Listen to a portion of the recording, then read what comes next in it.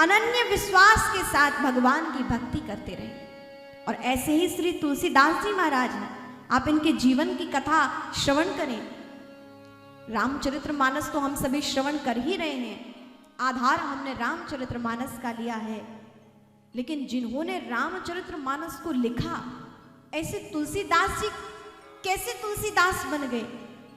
इनके जीवन की यात्रा इतनी सरल नहीं रही। एक साधारण छोटा सा अनाथ बालक ऐसे ही तुलसीदास नहीं बन गया। बहुत कुछ इन्होंने अपने जीवन में सहा है।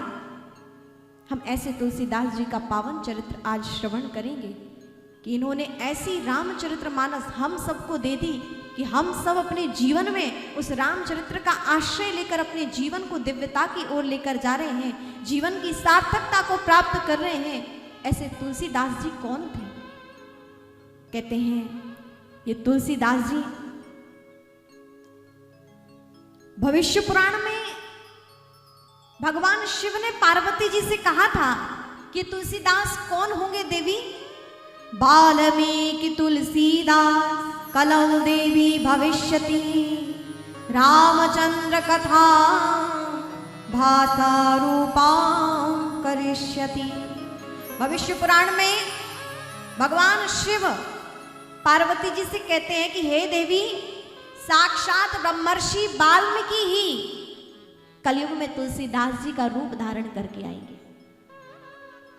और रामचरितमानस जो संस्कृत भाषा में रामचरित्र गाया गया है, उसको वह अपनी ग्राम्य भाषा में रचना करेंगे।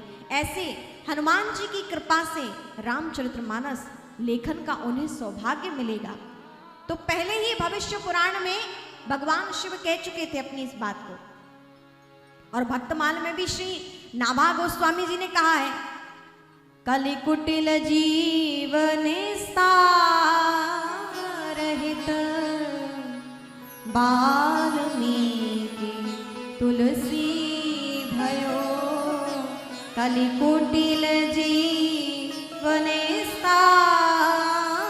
रहित वाल्मीकि तुलसी भयो। कलयुग के प्राणियों के कल्याणार्थी श्री वाल्मीकि जी ही तुलसीदास के रूप में कलयुग में आकर भक्तों के संतप्त मन को प्रफुल्लित करेंगे, सिंचित करेंगे।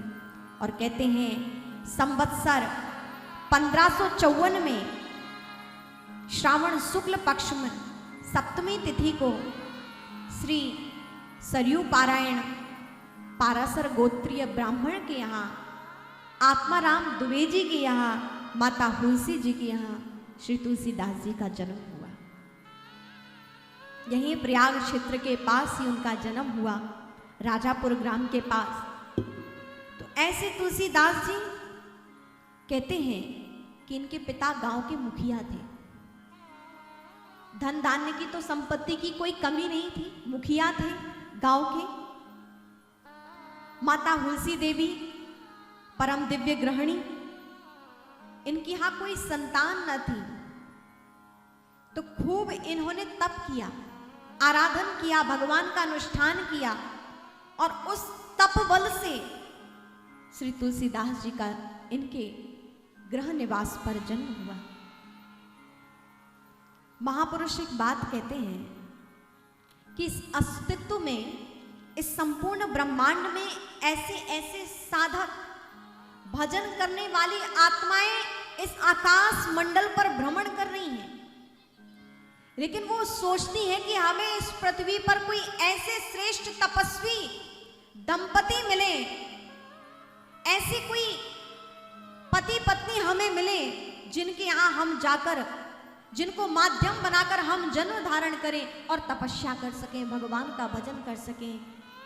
लेकिन आज आप देखें कलयुग के प्रभाव से कि दंपतियों के जीवन में तप नहीं है, सात्विकता नहीं है, भगवत आराधन नहीं है। आधुनिक समाज को आप देखें कि माताएं बालक को जन्म देने से पहले अपने फोन चला रहे हैं या जो भी कुछ है, आधुनिक समाज को आप देख रहे हैं कि किस प्रकार जब शिशु उनके गर्भ में है तो उनकी कैसे वह समय व्यतीत होता है। आज क्यों नहीं स्वामी विवेकानंद आ रहे हैं, आज क्यों नहीं महाराणा प्रताप आ रहे हैं, आज क्यों नहीं लक्ष्मीबाई, महारानी लक्ष्मीबाई आ रही हैं, आज क्यों नहीं नानक जी जन्म ले रहे हैं, आज क्यों नहीं बुद्ध का अवतार हो रहा है? क्योंकि तपस्वी माता पिता नहीं है, तो कहां से फिर वह ओजस्वी संतति आएगी? आज तप नहीं हमारे जीवन में, आज अनुष्ठान नहीं, आज पवित्रता नहीं, और जब ये सब दिव्यताएं नहीं है तो दिव्य बालक का जन्म कैसे होगा? और जब दिव्यताएं जीवन में नहीं होगी तो सनातन का विस्तार करने वाला कौन होगा? और यदि सनातन ही नहीं होगा तो हम सब अपने राम की कथा कैसे सुनेंगे, कैसे गायन करेंगे, कैसे हम राम की ओर, कौन है राम का गुणगान करने वाला फिर?